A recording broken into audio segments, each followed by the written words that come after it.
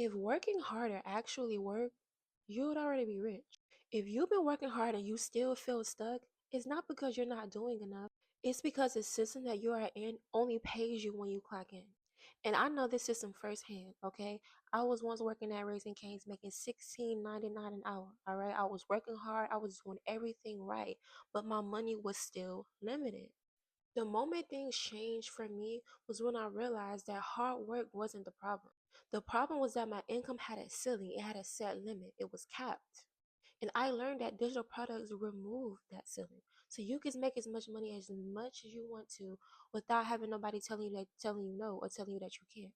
So you build something one time and it pays you without you having to trade in your hours for dollars.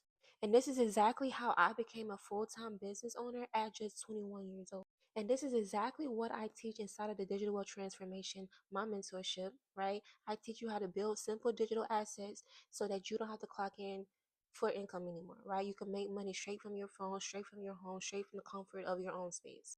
So if you're ready to stop working harder and start building ownership, DWT is definitely your next step, all right? So if you want to get into this space, I want to show you exactly how. So you're going to go over to Google, you're going to type in digitalessence88.store.